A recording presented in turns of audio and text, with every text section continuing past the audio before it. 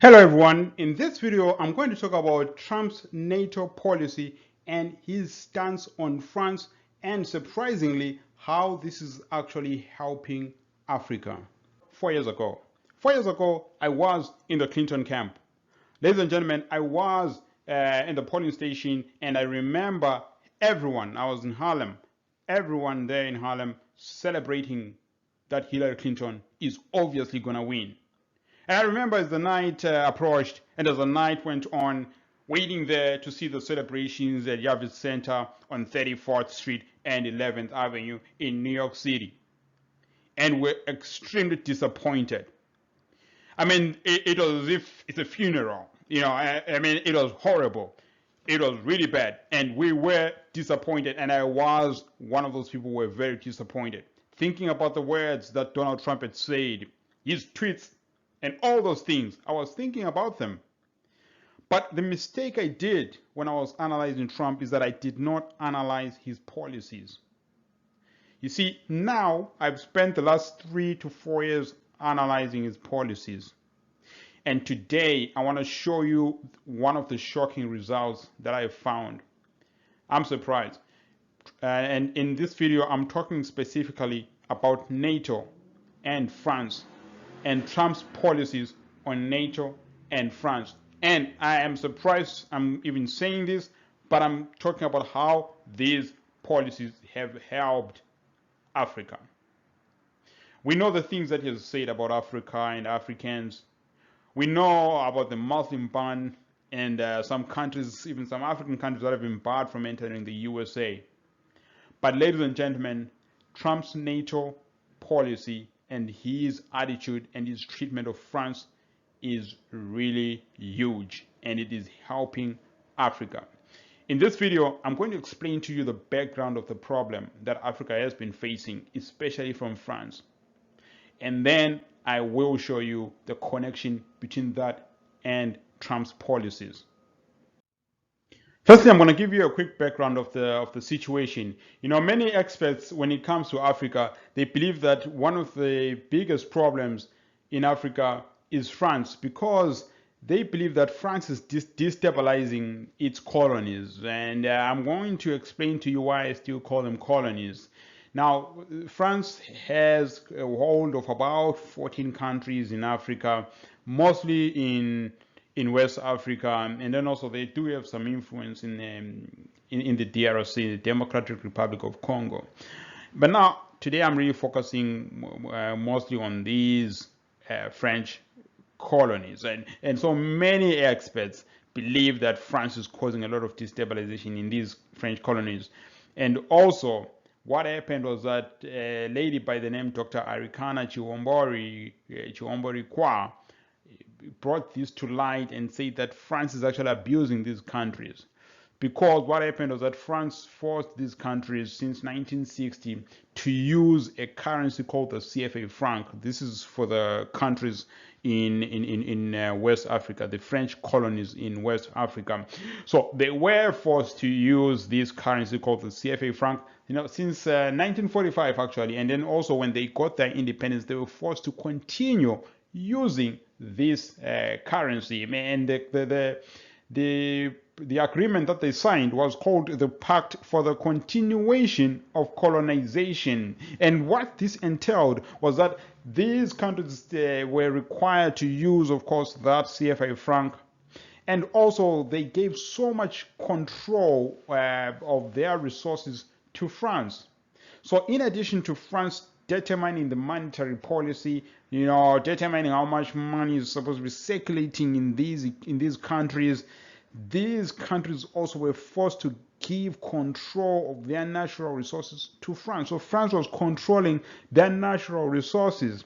Now, one of the major things also in the control of the natural resources is that these countries were forced to give France what we call the right of first refusal when it comes to these countries' natural resources. And what that means, ladies and gentlemen, if you have a right of first refusal in a deal or in an arrangement, it means that when an opportunity comes, when an economic opportunity comes, if you have the right of first refusal, you are the one who's supposed to look at it first and decide whether you want it. And then if you don't want it, only then someone else can actually get that deal. So this is the deal that France has with these countries. And what it also meant was that, for example, if they discover gold, a new gold mine, let's say in Ivory Coast or in Cameroon, France had the right of first refusal on that gold mine. So they're the first ones, if they're interested in it, they're the first ones who have the right to take it. This is the kind of arrangement that these countries have had with France. And you can imagine they have been fighting it. They've been fighting this situation, this arrangement for a long, long time. Since they were colonized. And another sinister thing about this arrangement that France has had with these countries, with these CFA Franc countries, is that these CFA Franc countries actually from the beginning were required to deposit 85% of their foreign reserves into the French treasury, since the French treasury is the one that is running the monetary policy. As time went on, these deposits were actually reduced to about 50%, 50 to 60% of their foreign reserves, based on their, on the amount of exports and imports that they're doing. These countries were supposed to deposit 50% of their foreign reserves into the French treasury. So these countries were depositing $500 billion, at least $500 billion every year to France. $500 billion coming from Africa, going to France every year. Ladies and gentlemen, this gave France a lot of power with this money. I mean, France was literally getting aid from these African countries. And when they get this aid, France was free to do whatever they wanted to do with it. And I heard this from Dr. Arikana. She says that France was literally able to just reinvest this money. Now they reinvest the money and make trillions out of it. Number two, these countries could actually borrow from France the same money that these countries have deposited into the French treasury. So now France lends this money to them at commercial interest rates. Now, when you lend money to someone, let's say you lend someone $100,000, what happens is that in your books as the lender, you have an asset called an accounts receivable. When you lend someone, you get an asset called an accounts receivable, because that person owes you the money. So you have an accounts receivable. So your books look good. So when France is lending out this money to these people, France looks even better now because they have an accounts receivable asset. That's how France has been benefiting. So obviously there are many ways that they have been doing, there are many things that they have been doing and benefiting from these African countries. This is why French presidents always go to Africa, because they have a very big interest there. Now, earlier on, I talked about these African countries fighting and refusing to be part of the CFA Franc. Now, the question you may have is, why is that they have not been able to get free, to be set free? The reason is that whenever they fight, France fights back, right? France uses people within those same countries to stop the people who are actually fighting back. For example, Thomas Sankara in 1987 was killed by French-sponsored rebels. It is said that he was shot 12 times by those rebels and killed under the watch of France and under the sponsorship of France. And then they just put a dictator, a puppet, to take over anyone who resists this CFA Franc arrangement. How did France do this? France, in many of its missions, also gets help from NATO. This is where Trump comes in. You see, all along since 1945, since 1960, when anyone fought against this when anyone fought against France arrangement, anyone who did that, France would fight them back. If France is not able to fight them back alone, they called backup, and you guessed it, the United States and NATO came in and squashed everything. This is what has been happening. And ladies and gentlemen, I am showing you how Donald Trump's position on NATO is limiting this behavior by France. You see, Donald J. Trump, before he even became president, he gave us a warning. He gave the world a warning. He said, look, I am not going to be allowing the United States to be used by NATO to invade countries that are not even enemies of the United States. You see, Trump also went on to even point out and say, look, France is using us to invade countries that are not even our foes, if I'm to use Trump's words, that are not even our enemies, right? So that's what Trump says. And he says that France is actually the biggest beneficiary in NATO. So the steps that Trump has taken since he became president is that, number one, he has reduced USA funding in NATO. Number two, he has forced other NATO countries to start to contribute what he calls their fair share into the NATO budget. And that is based on 2% of the GDP of those countries.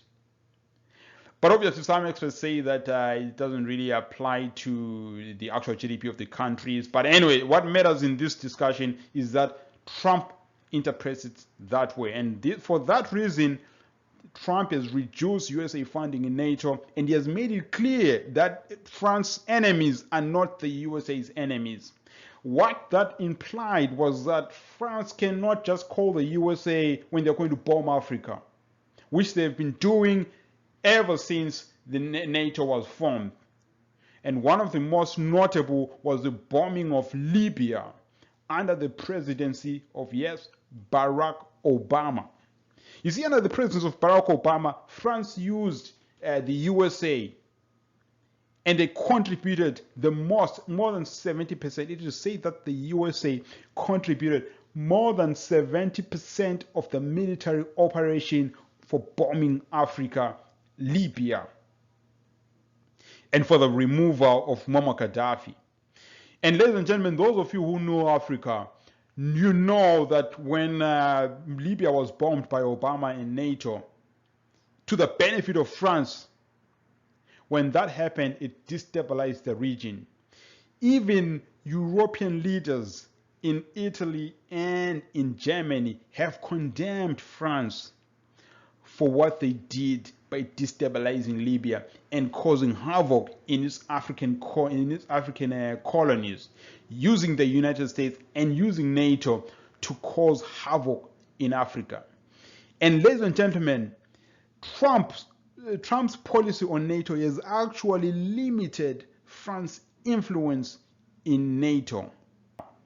What this has done is that it has created an environment in Africa that has allowed these African countries to break away from the French currency. You see, the African countries have been working on their own currency since the early 2000s. You know, these are countries that have been forced by France to use the CFA Franc. They've been working on their own currency since 2000, but France has been able to always stop them along the way, to stop them. But since President Trump took office, France has been limited. Its influence is limited. France cannot just call President Trump and say, hey, the guys in Chad and the guys in Cameroon, they don't want to do this. Let's bomb them like we did in Libya. They cannot do that. France cannot push the United States around. They cannot push Trump around. And that has given Africans a little breathing room. And they have taken the opportunity. And right now, as I'm talking with you, they're working on their ecocurrency. Ladies and gentlemen, this is what Trump has actually done. We may discuss what he's talked about in his tweets. We may talk about some people being banned from the USA. We may talk about other people who have been insulted by Trump. But what matters in this video today is that Trump has made it possible for Africans to finally make up their own currency. And France has not been able to stop them this time. Imagine, since 1945, Trump is the first president in the United States since 1945. Since NATO days, he's the first one to refuse to be used by France in missions that he believes do not benefit the USA.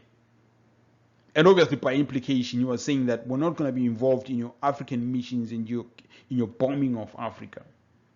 I want to go back to the situation in Libya. You know, if you know anything about Maummar Gaddafi and his plans for Africa, it is said that Maummar Gaddafi actually was working on a plan with the African Union to create a currency in Africa that is based on African gold, that is backed by gold and other African resources. This is probably the reason why France had to remove Maummar Gaddafi, and they used the USA. More than 70% again of that military operation was done by the United States. And they removed him because of the threat that he had on the French currency. Because if Maummar Gaddafi's currency had come to play, the French currency was going to be useless. And France and the French knew that. That's why they stopped Maummar Gaddafi. And today they are not able to stop the Africans from making their own currency. But unfortunately, the damage that was done during Obama's time, the bombing, the authorization to bomb Libya that was done by Obama, has really done a lot of damage. And to this day, other European countries, as I've said, like Italy and Germany, have complained to France and said, you are causing this problem. You caused this problem in Africa. You should stop. And Trump has literally done that and is helping Africans. Ladies and gentlemen, the election is in November.